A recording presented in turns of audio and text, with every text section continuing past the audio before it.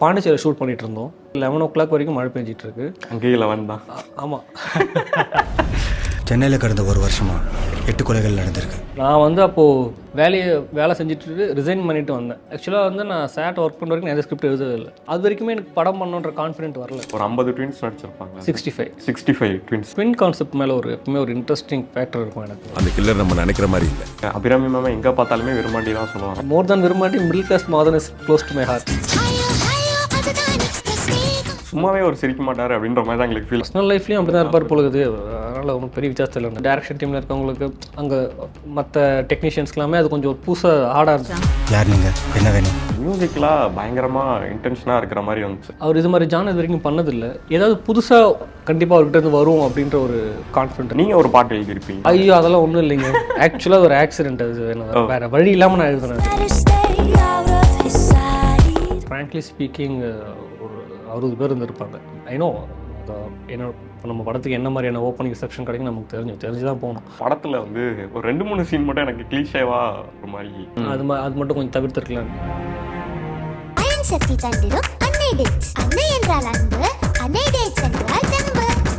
இனி வீட்லயே பானிபூரி செய்யலாம் எல்லாரும். ஆச்சி பானிபூரி கிட்.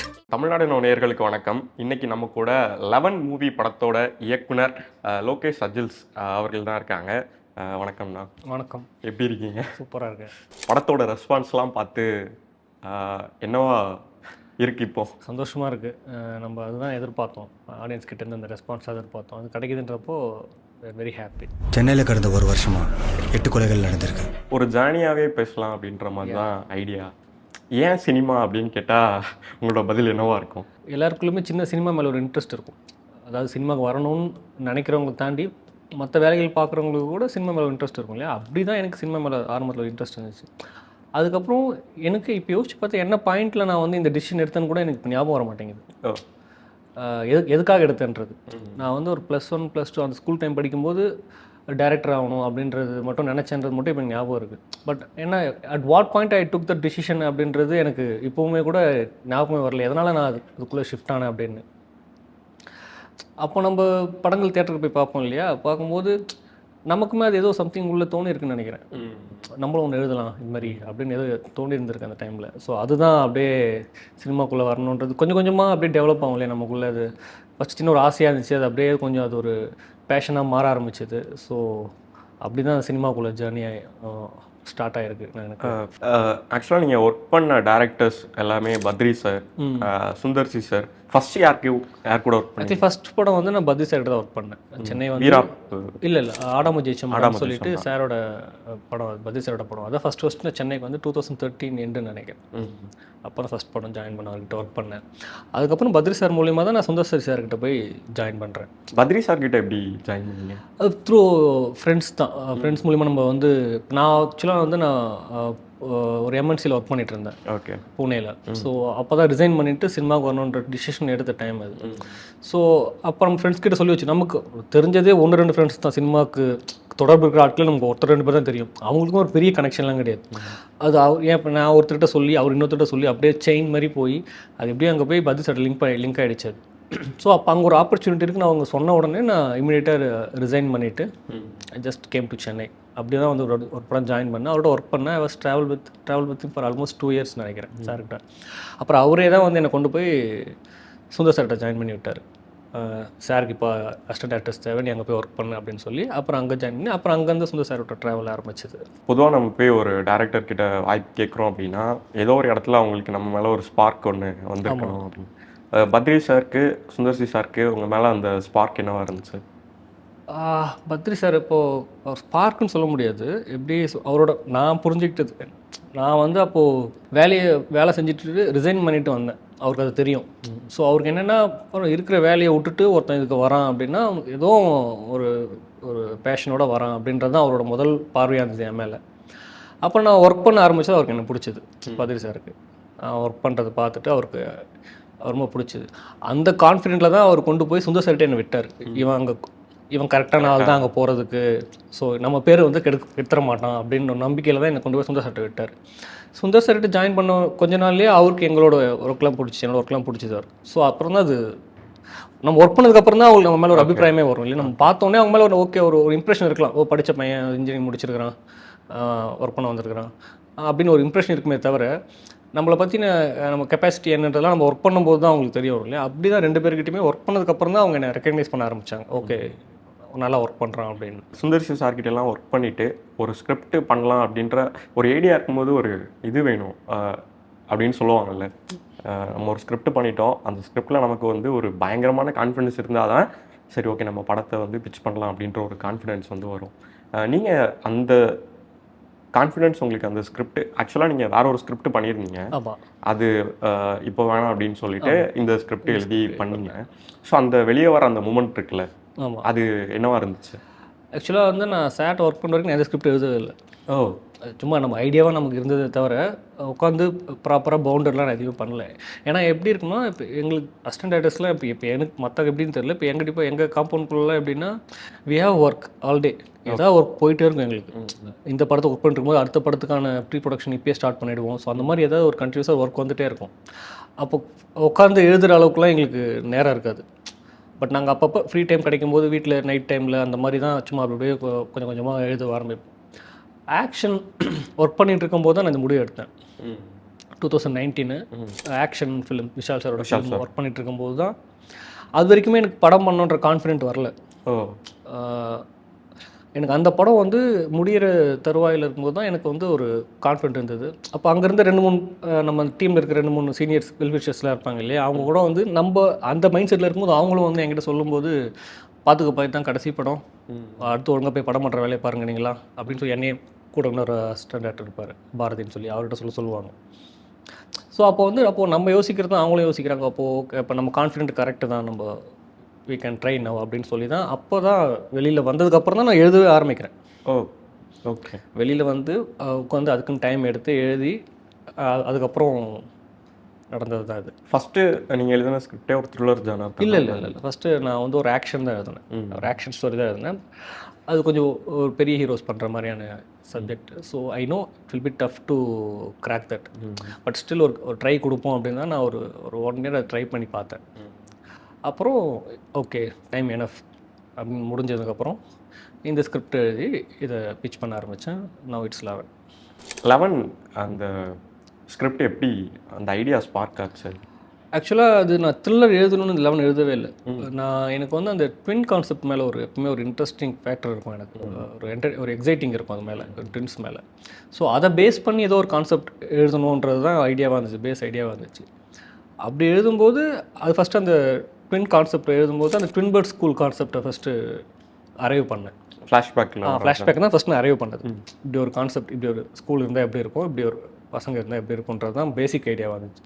அதுலேருந்து அது ஃபர்தராக டெவலப் பண்ணும்போது தான் அது வந்து த்ரில்லர் ஜானருக்குள்ளே இருந்தால் நல்லா இருக்குன்ற ஒரு ஐடியா வந்து தான் அது அப்படியே த்ரில்லர் ஜானருக்குள்ளே ஃபிட்டாக ஆரம்பிச்சது. அதுவுமே கொஞ்சம் கன்வின்சிங்காக உட்காந்தது கதையில். ஸோ அப்படி தான் த்ரில்லராக மாறிச்சு. அது எமோஷனல் எல்லாமே ரொம்ப அழகாக ஒர்க் ஆகி இருந்துச்சு. அந்த ஃப்ளாஷ்பேக்கில் நம்ம அந்த கிளைமேக்ஸில் என்ன தான் ட்விஸ்ட் ஒர்க் ஆகிருந்தாலும் அந்த எமோஷன் அங்கே ஸ்ட்ராங்காக இருந்ததுனால தான் அது பேசிக்காக இருந்துச்சு அப்படின்னு என்னோட ஐடியா. இல்லை தட்ஸ் த பாயிண்ட் ஆக்சுவலாக அந்த படத்தை பார்க்கும்போது ஸ்ட்ராங்கான ரைட்டிங் இருக்குது, எல்லாத்தையும் தாண்டி அந்த க்ரூ தான் ரொம்ப ஆச்சரியப்படுத்தக்கூடிய விஷயமா இருந்துச்சு. ஒரு 50 ட்வின்ஸ் நடிச்சிருப்பாங்க, 65 ட்வின்ஸ். எப்படி அதை அவங்களெல்லாம் இனிஷியலாக வந்து நான் எழுதும்போது எழுதியாச்சு. இப்போ அதை வந்து ப்ராக்டிக்கலாக ஒர்க் பண்ண ஆரம்பிக்கும் போது தான் 65 நாங்கள் கணக்கில் வச்சுக்கல, we need lot of twins அப்படி தான். பட் அதை தேட ஆரம்பிக்கும் போது ஃபஸ்ட்டு ஒரு 5 ட்வின்ஸ் கிடச்சாங்க, 10 ட்வின்ஸ் கிடச்சாங்க. அப்போ எங்களோட இலக்கு வந்து அட்லீஸ்ட் மோர் தென் 50 இருக்கணுன்றது தான் பாயிண்ட்டு. ஸோ கிட்டத்தட்ட எங்களுக்கு ஒரு 8 months ஆச்சு. இவங்க எல்லாரையும் எங்கே இருக்காங்கன்னு ஃபைண்ட் அவுட் பண்ணுறதுக்கே ஒரு 8 மாதம் ஆச்சு. 8 மாதமாக அவங்க கூட டச்சில் இருந்து அவங்கக்கிட்ட, ஏன்னா கண்டுபிடிச்சிட்டோம், பேசிட்டோம், இது மாதிரி ஷூட்டிங் வரப்போது சொல்லியாச்சு. பட் நமக்கு வந்து ஷூட்டிங் டேட்லாம் வரணும், அவங்களுக்கு ஷெடியூல் வரணும். இப்போ அது வரைக்கும் நம்ம அவங்கள வந்து டச்சில் வச்சுக்கணும். ஸோ அந்த 8 மாதமாக அவங்க எல்லாரையும் அப்படியே டச்சிலே வச்சுட்டு இவங்க எல்லோரும் ஒரு நாள் அசம்பிள் பண்ண வேண்டிய ரீசன் நமக்கு இருக்குது. ஒரு நாள் இவங்களை எல்லோரும் 65 ட்வின்ஸையும் வச்சு ஒரு நாள் ஃபுல்லாக அவங்களுக்கு மொத்த பேர் காம்பினேஷன் ஒரு நாள் எடுக்கணும். ஸோ அதுதான் பெரிய சேலஞ்சிங்காக இருந்தது. அக்ராஸ் தமிழ்நாடு, அப்புறம் கேரளா, ஆந்திரா, பாண்டிச்சேரி இங்கேருந்துலாமே தான் ட்வின்ஸ் வந்து பிகாஸ் எங்களுக்கு மோர் சேலஞ்ச் என்னென்னா எல்லோரும் ஐடென்டி கில்லர் வேறு இருக்கணும். ஆமாம், அதுதான் கொஞ்சம் டஃப் கிடைக்கிறது எங்களுக்கு. பட் நல்ல விடமா கிடச்சிட்டாங்க எல்லாருமே. அந்த கில்லர் நம்ம நினைக்கிற மாதிரி இல்லை, சைக்கோ வித் அன் அன்பிலீவபிள் ஐக்கியம். அந்த ப்ராசஸ் எப்படி இருந்துச்சு சார்? ஏன்னா ஒரு படத்தில் வந்து ஒரு ட்வின்ஸ் 2 ட்வின்ஸ் அப்படின்னு நடிக்கிறாங்க அப்படின்னு ஒரு ஃபேக்டர் வந்தாலே இது வந்து வாவ் மூமெண்ட் அப்படின்ற மாதிரி தான் இருக்கும். ஆனால் ஒரு 65 ட்வின்ஸு படம் ஃபுல்லாக இருக்காங்க, எல்லாருமே ப்ராப்பரான நடிகர்கள் கூட இல்லைன்னு தான் நினைக்கிறேன். யாருமே நடிச்சது அந்த மெயின் கேரக்டர்ஸ்லாம் அவங்க மட்டும் நடிச்சிருக்காங்க. ஆமாம், மற்ற யாருமே ப்ராப்பர் ஆக்டர்ஸ் கிடையாது. படம் பார்த்ததே கிடையாது. இவ்வளோ இருக்கும்போது இங்கே ஒரு ட்வின்ஸ் இருக்காங்க, அங்கே ஒரு ட்வின்ஸ் இருக்காங்க அப்படின்னு சொல்லி அந்த டச் பண்ணி அந்த புள்ளி வச்சுட்டு போகிறது இருக்குல்ல, அது எப்படி இருந்துச்சு? அது ரொம்ப சேலஞ்சிங்காக இருந்தது, டஃப்பாக இருந்ததை தாண்டி ஒரு இன்ட்ரெஸ்ட்டாக இருந்தது எனக்கு. ஏன்னா எனக்கு இது செஞ்சு முடிக்கணுன்றது கட்டாயம், நான் எப்படி பண்ணி தான் ஆகணும் இது. அதனாலே எனக்கு அது கொஞ்சம் இன்ட்ரெஸ்ட்டாக பட்டுதுன்னு நினைக்கிறேன்.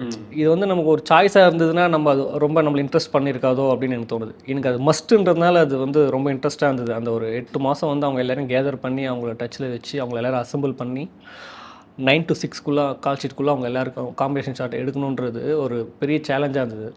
அது ஒரு இன்ட்ரெஸ்டிங்கான ஃபேக்டராக தான் இருந்தது எனக்கு. அது ஐ வாஸ் என்ஜாய்ட் ஆக்சுவலாக அந்த ஸ்கூல் போர்ஷனில் வரக்கூடிய ட்வின்ஸாக இருக்கட்டும், அவங்க வளர்ந்ததுக்கு அப்புறமா வரக்கூடிய ட்வின்ஸாக இருக்கட்டும், அது கூட கிட்டத்தட்ட மேட்ச் ஆகிற மாதிரி தான், லுக் மாதிரி தான் இருந்துட்டு இருக்கோம். அதுவே ஒரு பிரில்லியன்ட் ஐடியா மாதிரி தான் இருந்துச்சு. அதுவும் கண்டுபிடிக்கிறது ரொம்ப கஷ்டமாக தான் இருந்துச்சு. ஆமாம், இப்போ நாங்கள் கண்டுபிடிச்சிட்டோம். இப்போ எங்களுக்கு கரெக்டாக மேட்ச் பண்ணோம். ஏன்னா நம்ம வந்து நீங்கள் படம் பார்த்ததில் உங்களுக்கு தெரியும்னு நினைக்கிறேன். நான் பெருசாக வந்து அந்த ஃப்ளாஷ்பேக்கில் இவங்க தான்லாம் நான் நோட்லாம் பண்ணி சொல்லலை. நான் வந்து பேர் கூட அங்கே மென்ஷன் பண்ணியிருக்க மாட்டேன். ஒரு கிளாஸ் ரூம் மட்டும், அவ்வளோதான். அது பார்த்தாலே இவங்க தான் அவங்களோட ட்வின்னா, இவங்க தான் இப்போ வளர்ந்துருக்காங்களான்றது அவங்க பார்த்தா புரிஞ்சுக்கிற லெவலில் பண்ணணுன்றது தான் ஐடியா. விஷுவலாக அவங்களுக்கு நம்ம கன்வே பண்ணணுன்றது தான் ஐடியா. ஸோ அது வந்து கொஞ்சம் டஃப்பாக தான் இருந்துச்சு, கரெக்டாக சின்ன வயசில் அவங்கள மாதிரியே இருக்கணுன்றதுக்கு. பட் கிடச்சிட்டாங்க. கிடச்சதில் வந்து பார்த்திங்கன்னா நமக்கு ரித்விகாக்கா இருக்கட்டும், அப்புறம் கிரிட்டின்னு ஒருத்தர் பண்ணியிருப்பார் அந்த சுதாகர் கேரக்டர், அவருக்கா இருக்கட்டும், எல்லாருமே ஓரளவுக்கு வந்து நம்மளுக்கு ஓகே இவங்களோட சின்ன வயசு தான் இவங்கன்னு சொன்னால் நம்புற அளவுக்கு கிடச்சிட்டாங்க. ஆக்சுவலாக கேஸ்டிங்கில் அபிராமி மேம் பற்றி நீங்கள் ஆடியோ லான்ச்சில் பேசும்போது, ஆக்சுவலாக அபிராமி மேம் தக் லைஃப் ப்ரொமோஷன்ஸாக இருக்கட்டும், அபிராமி மேம் எங்கே பார்த்தாலுமே விரும்பாண்டி தான் சொல்லுவாங்க. நீங்கள் வந்து மிடில் கிளாஸ் மாதவன் வந்து மென்ஷன் பண்ணியிருந்தீங்க. ஆக்சுவலாக எனக்குமே மிடில் கிளாஸ் மாதவன் வந்து ரொம்பவே பிடிக்கும். ஏன்னா நம்ம டிவியில் அதிகமாக பார்த்த படம் அப்படின்னா அது மிடில் கிளாஸ் மாதவனாக தான் இருந்திருக்கும். KTV fan. அந்த படம் அவ்வளோ பிடிக்கிறதுக்கு ஜஸ்ட் அந்த டிவி இது எக்ஸ்பீரியன்ஸ் தான் நமக்கு. அது ஒரு சைல்ட்ஹுட் மெமரி மாதிரி அது எனக்கு. நான் அது நிறைய பார்த்துருக்கேன் அந்த படம். அப்போ அபிராமி மேடம் வந்து அவங்க பேர் கூட எனக்கு பெருசாக அப்போ தெரியாது இல்லையா, அதுக்கப்புறம் தான் நம்ம அபிராமிலாம் கேள்விப்பட்டிருக்கோம் அவங்க மேடம் பேர். ஸோ நம்ம அந்த படம் நிறைய பார்த்ததுனால நமக்கு அது மைண்டுக்குள்ளே ஒரு பெரிய ஒரு பொக்கிஷன் மாதிரி அது ஸ்டோர் ஆகிருக்குது. ஸோ எனக்கு மேடம் தான் இப்போ அபிராமி மேடம் தான் இப்போ விரும்மாண்டி பண்ணுறன்றப்போ எனக்கு விரும்மாண்டிலாம் நம்ம பார்த்தோம், நமக்கு அதெல்லாம் நமக்கு எக்ஸைட்மெண்ட்டான ஒரு ஃபிலிம் தான். நமக்கு வந்து அது ஒரு எப்படி சொல்கிறது, ஒரு லெசன் மாதிரி அந்த ஃபிலிம்லாம் வச்சுக்கோங்க. பட் அதை தாண்டி நமக்கு ஃபஸ்ட்டுன்னு ஒன்று இருக்கும்ல, அது நமக்கு அதுதானே ரொம்ப க்ளோஸ் டு ஹார்ட் இருக்கும். ஸோ எனக்கு வந்து more than Virumandi middle class Madhavan is close to my heart. Abhirami ma'am என்ன சொன்னாங்க? இது எனக்கே அவங்க சொன்னாங்க, நானே எக்ஸ்பெக்ட் பண்ணல லோகேஷ் அது நீங்கள் இந்த மாதிரி ஒன்று சொல்லுவீங்க அப்படின்னு. டைம் வந்துச்சு சொல்லிவிட்டேன் அப்படின்னு. அதே மாதிரி தான் மற்ற கேஸ்ட்மே. நவீன் சார் உள்ளே வந்தது, அவரே நிறைய இன்டர்வியூவில் வந்து லான்ச்லாம் சொல்லிட்டாரு, திரும்பவும் போலீஸ் ஸ்டோரியா அப்படின்ற மாதிரி தான். ஆனால் மற்ற எல்லாத்துலேயுமே ஒரு நெகட்டிவ் ஷேடு வந்து பயங்கரமாக இருந்திருக்கும். இதில் ஒரு கிரே ஷேடு தான் பெருசான. அவர் கிளைமேக்ஸில் அவர் அந்த ட்விஸ்ட்டு வெளியே வந்தாலுமே அவர் பக்கம் ஒரு நியாயம் இருக்கும்போது அவர் பக்கம் தான் நம்ம போய் நிற்கிற மாதிரி ஒரு ஃபீல் இருக்கும். அது சரியோ தப்போ அது ரெண்டாவது தான், அது டிபேட்டபிள் தான். அந்த இது இருக்குல்ல, அது அந்த கிரே கேரக்டர் வந்து சூப்பராகவே நவீன் சார் பண்ணியிருந்தார். ஸோ நவீன் சார் வந்து ஓகே அப்படிலாம் சொல்லிட்டாரு. ஷூட்டிங் ஸ்பாட்டில் அவர் எப்படி அதே கேரக்டரில் தான் இருப்பாரா? ஆமாம், அவர் என்னென்னா ஸ்பாட்டு காலில் வந்துட்டார் அப்படின்னா ஈவினிங் நான் பேக்கப் சொல்கிற வரைக்கும் என்னென்னா அவர் அந்த கேரக்டருக்குள்ளே தான் இருப்பார். சும்மாவே அவர் சிரிக்க மாட்டார் அப்படின்ற மாதிரி தான் எங்களுக்கு ஃபீல். இல்லை, அவர் வந்து ஆஃப் த ஸ்க்ரீன் இப்போ பேக்கப்லாம் சொல்லி முடிச்சுன்னு வச்சுக்கோங்களேன், ஜாலியாக பேசுவார், அதெல்லாம் பண்ணுவார். ஆன் ஸ்பாட்டில் இருக்கும்போது அவர் என்னமோ அவர் அதை ஃபாலோ பண்ணுறாரு. நம்ம எந்த கேரக்டர் பண்ணுறோமோ அது மாதிரியே பிஹேவ் பண்ணுறாரு அவர். அது ஃபஸ்ட்டு ஓப்பனிங்கில் ஒரு 2-3 நாள் வந்து டைரக்ஷன் டீமில் இருக்கவங்களுக்கு அங்கே மற்ற டெக்னீஷியன்ஸ்க்கெல்லாமே அது கொஞ்சம் புதுசாக ஹார்டாக இருந்துச்சு. இப்போ ஷார்ட்டில் வந்து பேசுகிறது ஓகே, அந்த கேரக்டரை முடிச்சதுக்கப்புறம் அதே மாதிரி பேசுவார். அது அவங்களுக்கு கொஞ்சம் 2-3 நாள் ஆச்சு எல்லாருக்குமே. ஓகே சார், இவர் வந்து அந்த கேரக்டர்லேயே இருக்காருன்னு தெரிஞ்சுக்கிறதுக்கு எடுமலாச்சு. சில பேர் என்ன நினச்சிட்டாங்கன்னா, ஒரு பர்சனல் லைஃப்லேயும் அப்படி தான் இருப்பார் பொழுது, அதனால் ஒன்றும் பெரிய வித்தியாசம் இல்லைன்னு இல்லை. பட் ஆனால் அவர் அந்த கேரக்டரில் இருக்கணுன்றது அவர் இது இந்த படத்துக்குன்னு இல்லை, அவர் எந்த படத்துக்குமே எல்லா படத்துக்குமே அதை ஃபாலோ பண்ணுறாரு போல இருக்கு. ஸோ அது அவர் கொஞ்சம் ஈஸியாக இருக்குது. அது அப்படியே இருக்கிறதுனால, அந்த கேரக்டரில் இருக்கிறதுனால கம்ஃபர்ட் ஜோனுக்குள்ளே இருக்கார் அந்த பண்ணும்போது. அதுதான் இன்னொரு ஃபேக்டர் வந்து 11 படம் பார்க்கும்போது எனக்கு எந்த எக்ஸ்பெக்டேஷனுமே இல்லை. தேட்டருக்குள்ளே போகும்போது யார் டேரக்டர், யார் மியூசிக் டைரக்டர், யார் எதுவுமே இல்லை. பிளாங்காக தான் போய் உட்காந்தேன். படம் முடிச்சுட்டு வெளியே வரும்போது மியூசிக்லாம் பயங்கரமாக இன்டென்ஷனாக இருக்கிற மாதிரி வந்துச்சு. யார் அப்படின்னு சொல்லிட்டு பார்த்தா இமான் சார். ஃபஸ்ட்டு படம் அப்படின்னு வர ஆடியோ லான்ச்சில் சொல்லியிருந்தாரு. நீங்களுமே அவரை சூஸ் பண்ணுறதுக்கான மெயின் ரீசன் அவர் இது வரைக்கும் பண்ணலை அப்படின்ற ரீசன் மட்டும்தானா? இல்லை, இப்போ நம்ம இமான் சார் நம்ம பேசிக்காகவே பிடிக்கணும். அவர் சாங்ஸ் எவ்வளோ கேட்டு ரசிச்சிருக்கிறோம். ஒரு மெலடி கிங்கு வேறு அவர். பட் எனக்கு வந்து என்னென்னா, இந்த படத்துக்கு இமான் சார் பண்ணலாமான்னு ஒரு டாக் வரும்போது எனக்கு அவர்கிட்ட போகிறதுக்கான ரீசன் வந்து ஒன்று, நமக்கு அவர் பேசிக்கலாக பிடிக்கும் இமான் சார், அது ஒன்று. பட் அதை தாண்டி அவர் இது மாதிரி ஜான் இது வரைக்கும் பண்ணதில்லை. ஸோ ஏதாவது புதுசாக கண்டிப்பாக அவர்கிட்ட இருந்து வரும் அப்படின்ற ஒரு கான்ஃபிடென்ட் இருந்தது. அந்த ரீசன் தான் நம்ம இமான் சார்கிட்ட போனது. ஸோ நம்ம எந்த ரீசன் நாங்கள் போனோமோ அதை ஜஸ்டிஃபை பண்ணி நமக்கு கொடுத்துட்டாரு. நீங்கள் ஒரு பாட்டு எழுதியிருப்பீங்க. ஆமாம், ஒரு இங்கிலீஷ் பாட்டு. அதான் ஸ்ருதி மேம் பாட்டு. ஆமாம், அதான் ஸ்ருதி பாட்டு மேம் பாடுறது. ஸோ நீங்கள் லிரிக்ஸாகவும் பயங்கரமாக. ஐயோ, அதெல்லாம் ஒன்றும் இல்லைங்க. ஆக்சுவலாக ஒரு ஆக்சிடென்ட். அது வேறு வழி இல்லாமல் நான் எழுதினேன். அது அப்போ நண்பர் ஒருத்தர் வந்து எழுதுறதா இருந்துச்சு இங்கிலீஷில். ஆமாம், இங்கிலீஷ் சாங் அது. ஸோ இங்கிலீஷில் எழுத இருந்துச்சு. ஸோ அப்போ அவர்கிட்ட நம்ம கொடுத்துட்டோம் எழுத சொல்லி. அவர் பட் வேற ஒரு ஒர்க்கில் பிஸி ஆகிட்டார். ஸோ அவரால் வந்து இந்த ஒர்க்குக்கு வர முடியல. பட் நான் என்னென்னா, நம்ம சரியான கம்யூனிகேஷன் இல்லாதனால இப்போ எனக்கும் அவருக்கும் நான் இப்போ வேற ஒரு வேலையை பிஸி ஆகிட்டேன். நம்ம கொடுத்துட்டோம் வந்துடும் அப்படின்னு நினச்சி நம்ம போயிட்டோம். பட் அவருமே வந்து எப்போ ரெக்கார்டிங்கிறதெல்லாம் அவரும் ஃபாலோ பண்ணாமல் நானும் அவர் ஃபாலோ பண்ணாமல் அது ஒரு மாதிரி அப்படியே கிளம்ஸி ஆகிடுச்சு அந்த டைமு. சடனாக வந்து பார்த்தா இப்போ 2 days வந்து ஸ்ருதிஹாசன் மேம் ரெக்கார்டிங் இருக்குன்ட்டாங்க. நான் அப்போ அவர்கிட்ட ஃபோன் பண்ணி பிரதர் முடிச்சாச்சா அப்படின்னு கேட்கும்போது, இல்லை பிரதர் போயிட்டுருக்கு அப்படின்னாரு. அப்புறம் அவரே சொல்லி, இல்லை பிரதர் நீங்கள் வேறு ஆளை வச்சு பண்ணிவிடுங்க, எனக்கு செட் ஆகுமான்னு தெரியல, டைம் இல்லைன்ற மாதிரி சொன்னார். ஸோ இப்போது எனக்கு இப்போ 2 days போய் நான் ஒரு லிரிக்ஸை தேடுறதோ இல்லை போய் அவங்ககிட்ட சொல்லி பண்ணுறதோ அப்படின்னு இல்லை. இப்போது என்ன பண்ணுறதுன்னு தெரியாமல் இப்போ நம்ம இமான் சார் நாளைக்கு போய் மீட் பண்ணணும். பண்ணும்போது நான் ஏதாவது ஒன்று சொல்லணும், சார் ஒன்று தள்ளி வைங்க இல்லாட்டி வேறு லிரிக்ஸஸ் பார்க்கணும்னு சொல்லணும். இப்போது அதுக்கு முன்னாடி சரி நம்ம ஒன்று ட்ரை தான் பண்ணி பார்த்துருமோ, என்ன வருதோ எழுதுறோம்னு சொல்லிட்டு நம்ம கதை நமக்கு தெரியுன்ற நம்ம எழுதின கதைன்றதுனால ஸோ அதுக்கு என்ன பேசிக்காக இருக்கணுமோ வந்து நானே உட்காந்து எழுதிட்டேன் நைட்டாக எழுதிட்டு மறுநாள் காலையில் போய் இமான் சார்ட்ட கொடுத்தேன். சார் இது வேறு வழியில் சார், நானே எழுத வேண்டியது கட்டாயம் ஆச்சு, எழுதிட்டேன் சார், இது ஓகேவான்னு பாருங்கன்னாரு. அவர் அப்படியே அந்த டியூனில் போட்டு பார்த்துட்டு நல்லா இருக்கு, ஓகே, சின்ன சின்ன கரெக்ஷன் தான், நம்ம இதே பண்ணிடலாம் அப்படின்ட்டாரு. சார் உங்களுக்கு ஓகேனா சொல்லி சார், இல்லாட்டி போயிடலாம், இல்லை இது நல்லா வரைக்கும் இதே போயிடலாம் அப்படின்ட்டாரு. ஸோ அப்படி தான் அது வேறு வழி இல்லாமல் நான் வந்து எழுத வேண்டியதாக போச்சு. ஆக்சுவலாக நல்லா இருந்துச்சு. நான் லிரிக்ஸ்லாம் கூட கேட்டேன். ஆல்பமாக நிறைய ஹெல்ப் பண்ணாங்க. இமான் சார் ஹெல்ப் பண்ணார், ஸ்ருதி மேம் ஹெல்ப் பண்ணாங்க. அவங்க பாடும்போது அவங்க நிறைய சஜஷன்ஸ் கொடுத்தாங்க, அவங்க நிறைய சேஞ்ச் பண்ணாங்க அதில். ஸோ அது ஹோல் படம் ஷூட் பண்ணுறது எத்தனை டேஸ் ஷூட் பண்ணியிருப்பீங்க? 51 days for both Tamil and Telugu. 51 days ஷூட்டில் வந்து இந்த ஒரு மூமெண்ட் மறக்கவே முடியாது, இல்லை இந்த ஒரு சீன் ஷூட் பண்ணுறது வந்து பயங்கர டிஃபிகல்ட், அந்த மாதிரி ஏதாவது உங்களுக்கு அனுபவம் இருந்துச்சா? டிஃபிகல்ட்டுன்னு சொல்ல முடியாது. எனக்கு எல்லா சீனுமே வந்து எனக்கு அந்த முதல் படம்ன்றதுனால இது எல்லாமே ஒரு முழுமையான அனுபவம் தான். அது பர்டிகுலராக இந்த சீன் வந்து ஞாபகம் வச்சுக்கணும் இது அப்படின்னு எனக்கு தெரியல. எனக்கு என்டையர் ஃபிலிமே வந்து அனுபவமாக தான் இருந்தது. பட் டிஃபிகல்ட் இந்த சென்ஸ் வந்து பாண்டிச்சேரி ஷூட் பண்ணிகிட்டு இருந்தோம். எங்களுக்கு அந்த லொக்கேஷன் வந்து 2 நாள் தான் இருக்குது. 2 நாள் தான் நம்ம பர்மிஷன் போர்ஷன் இல்லை ஒரு வேற ஒரு போர்ஷன். ஓகே. பார்த்தா சடனாக காலையில் 7 மணிக்கு மழை வந்துடுச்சு. ஓகே. Heavy rain. அதாவது நாங்கள் ஏதோ ஃபஸ்ட்டு ஸ்டார்ட் ஆகும்போது நின்றுடும்னு நினச்சோம். அது அப்படியே அவர் போக போக அது வந்து ஹெவி ரெயினாக மாறுது. 11 o'clock வரைக்கும் மழை பெஞ்சிட்ருக்கு. அங்கேயே 11 தான். ஆமாம், அந்த டைம் 11:30 அந்த மாதிரி இருக்குன்னு வச்சுக்கோங்களேன். அப்போ பார்த்தா எனக்கு அது நம்ம நினச்ச மாதிரியே இப்போ அந்த லொக்கேஷன் இல்லை, மாறிடுச்சு. இப்போது நான் அதுக்கேற்ற மாதிரி எப்படி அது எடுக்கணுன்றது வேற ஒரு சேலஞ்சு. ரெண்டாவது எனக்கு டைமுமே குறைஞ்சிக்கிட்டே வருது. ஸோ எனக்கு 2 நாள் தான் இருக்குது. இப்போது ரிப்போர்ட்டில் வந்து நாளைக்கும் மழை பெய்யணும்னு சொல்கிறாங்க. ஓகே. இப்போ திரும்ப நான் ஏன்னா அது அவுட்டர் வந்துருக்கும், நம்ம திரும்ப எல்லாரையும் திரும்ப சென்னை கூப்பிட்டு போய்ட்டு திரும்ப அங்கே பாண்டிச்சேரி கூப்பிட்டு வருதுன்றது பாசிபிளாக இருந்தாலுமே கூட அது ஒரு ஓவர் எக்ஸ்பென்சஸ் அது. ஸோ நமக்கு அது வேறு ஒரு மைண்டில் இருக்குது. ஸோ காட்ஸ் கிரேஸ் அது வந்து 11 o'clock அது 11:30 மழை விட்டுருச்சு, லைட்டாக வெயில் அடிக்க ஆரம்பிச்சிது. பட் ஆனால் எனக்கு டைம் குறைஞ்சிடுச்சு. இப்போது நான் வந்து ஏன்னா அது ரொம்ப பேக்கடாக வச்சுருந்தேன் அந்த 2 நாள். இது முடிச்சு அது முடிச்சு டக் டக்குன்னு அது போகணுன்னு. இப்போ எனக்கு வந்து ஒரு ½ டே போயிடுச்சு. ஸோ எனக்கு அந்த முடிச்சிருக்கிற 1.5 நாளில் வந்து நான் நினச்ச சீக்வன்ஸ் எல்லாத்தையும் முடிக்கணும். அது பயங்கர ரஷ் பண்ணேன் நான் எல்லாரையும். என்டையர் யூனிட்டை ரஷ் பண்ண வச்சு பிரேக் இல்லாமல் எவ்வளோ டைமுக்குள்ளே முடிக்க முடியுமோ கரெக்டாக முடிச்சிட்டோம். அது மட்டும் தான் எனக்கு டஃப்பாக பட்டுச்சு. ஏன்னா டஃப் இந்த சென்ஸ் என்னென்னா எனக்கு வேறு ஆப்ஷனே இல்லை. அதனால் வந்து என்னை முடிச்சே ஆகணுன்ற கட்டாயம் இருக்கிறதுனால எனக்கு வந்து நிறைய பேர் கஷ்டப்படுத்தியிருப்பேன், சாப்பிட கூட விடாமல்.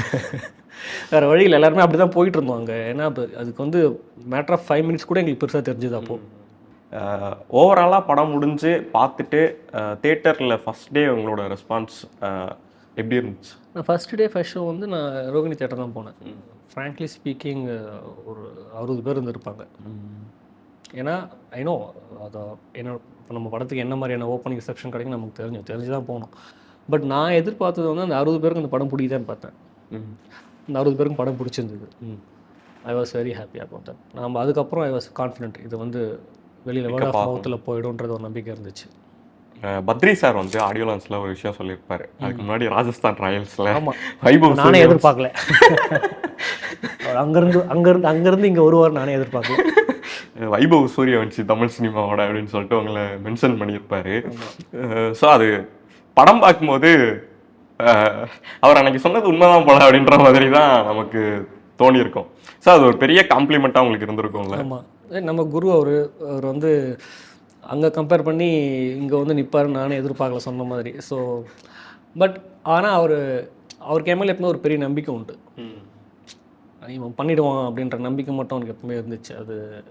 அதோட கான்ஃபிடென்ட் தான் வெளிப்பாடு தான் அன்றைக்கி அவர் பேசினது.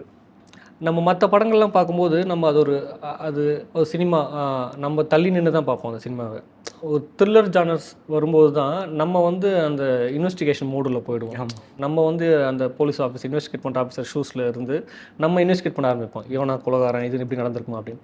ஸோ அது நமக்கு ரொம்ப டக்குன்னு அட்டாச் ஆகிடும் அந்த மாதிரி படங்கள். ஸோ எனக்கு அப்படி தான் இருக்கும். நான் இப்போ த்ரில்லர் சினிமா பார்க்கும்போது நான் வந்து ஃபைண்ட் அவுட் பண்ண ஆரம்பிப்பேன். நம்ம வந்து என்னென்னா எனக்கு அப்போ எப்படி இருக்குன்னா நம்ம ஒரு 15 மினிட்ஸில் கண்டுபிடிச்சிடணும் யாருன்னு. நானே சேலஞ்ச் பண்ணிக்கிறது என்ன 15 மினிட்ஸில் இருக்கிற கேரக்டர்ஸ்லாம் வச்சு கண்டுபிடிச்சிடணும் அப்படின்னு. ஸோ அது எனக்கு வந்து ஒரு இன்ட்ரெஸ்டிங் ஃபேக்டராக இருக்கும் அது படம் பார்க்கும்போது. ஸோ அதனால் நான் நிறைய படம் பார்க்குறதுனால அது ஃபேவரட் ஜானர் இந்த சென்ஸ் நிறைய பார்க்குறேன். அதனால் ஆக்சுவலாக படத்தில் வந்து ஒரு 2-3 சீன் மட்டும் எனக்கு கிளீஷேவாக ஒரு மாதிரி தோணுச்சு. டயலாக்ஸ்லாம் என்னன்னா ஐஏஎஸ் கிடச்சோன்னு ஐபிஎஸ் வந்தேன் அப்படின்றது, அப்புறம் லவ் அந்த சீன்ஸு இதெல்லாம் கொஞ்சம் டவுன் பண்ணுற மாதிரி இருந்துச்சு. அது உங்களுக்கு ஃபீல் ஆச்சா இல்லை இது கரெக்டாக தான் இருக்குது அப்படி லைனில் தான் இருக்குது அப்படின்ற மாதிரி தோணுச்சா? அது இட்ஸ் பெர்ஸ்பெக்டிவ் தாங்க. அது நான் எனக்கு எழுதும்போது அது பெருசாக தெரில. பட் ஆனால் இப்போது நான் பார்க்கும்போது நிறைய பேர் என்ன சொல்லியிருக்காங்க அது மட்டும் கொஞ்சம் தவிர்த்துருக்கலான்னு. ஸோ லெசன் தான் லேர்ன்டு. அடுத்த படத்தில் பார்த்துக்க வேண்டியதான். ஓகேண்ணா, ரொம்ப ஃபீல் குட்டாக இருந்துச்சு கான்வர்சேஷன். தேங்க்யூ. ரொம்ப தேங்க்ஸ் உங்களோட டைம் ஒதுக்கி வந்தது. Thank you for calling me for the interview. நிறைய படங்கள் எதிர்பார்க்குறோம், நிறைய படங்கள் பண்ணுங்கள் கண்டிப்பாக. தமிழ்நாடு சார்பாக ரொம்பவே தேங்க்ஸ். Thank you so much. சக்தி தந்திரும் அன்னை டேட்ஸ். அன்னை என்றால் அன்பு, அன்னை டேட்ஸ் என்றால் தெம்பு. இனி வீட்லயே பானிபூரி செய்யலாம் எல்லாரும். ஆச்சி பானிபூரி கிட்.